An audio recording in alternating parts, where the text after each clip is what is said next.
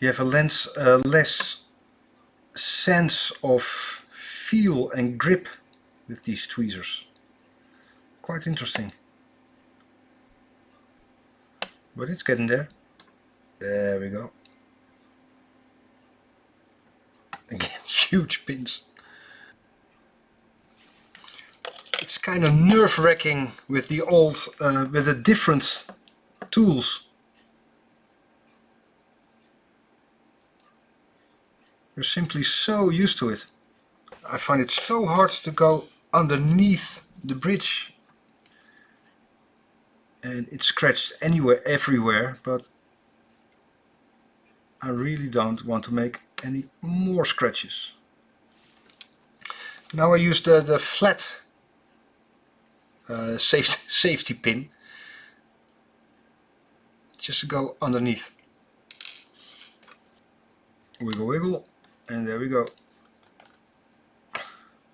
I must say the grip isn't all that bad. Well, after the small alterations, but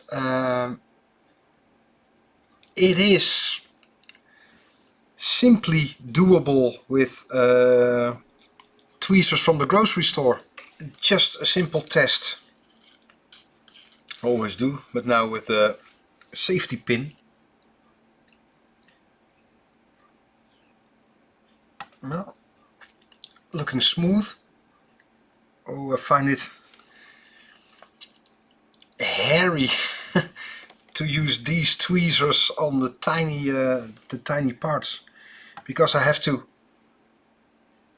press with different force.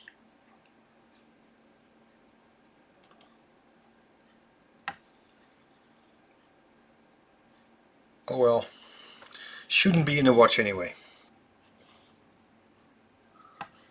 Well, it's a bit bent, the pivot, but still the quality is nice and it isn't looking that bad.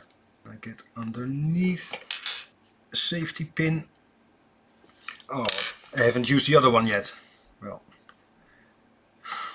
it is, look at that, it's huge. I don't think it's usable even for gripping. No, not for me. I must say I find it nerve-wracking to work with these budget tools from the grocery store. A real experience. I'm really enjoying this.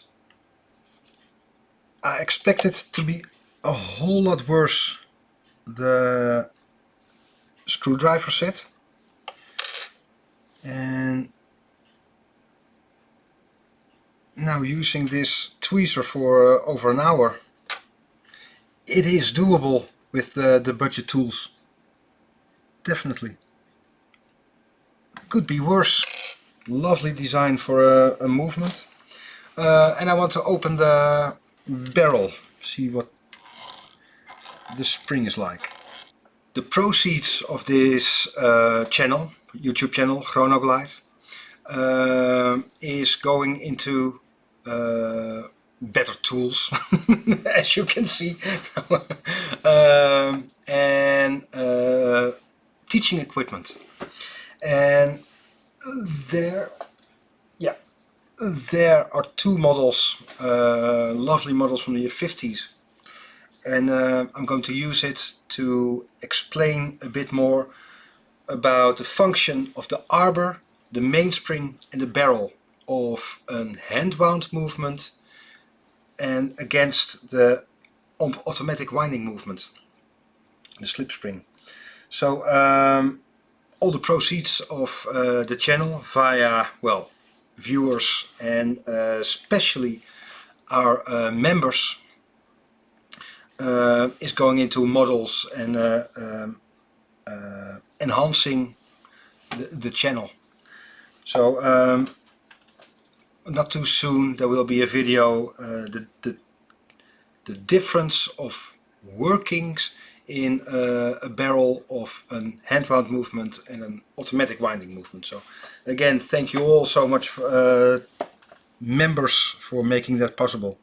I just opened the spring, the barrel, and now I use always the very fine tweezer to go underneath the lid so the spring won't come out. But I don't have the very small tweezer now. Maybe this one is a bit wide, because if I remove the lid with the arbor popping out, so there we are. There's a blue spring. It is an oldie, and the arbor without the finger cuts, because you get so much more feel in the main barrel. Always hold, I do, well, this is my way of doing, 3 fingers around the barrel, just overlapping. You got so much more control in removing the spring. Here we are, 3 fingers over the sides of the barrel, and now it's easier, winding by winding by winding.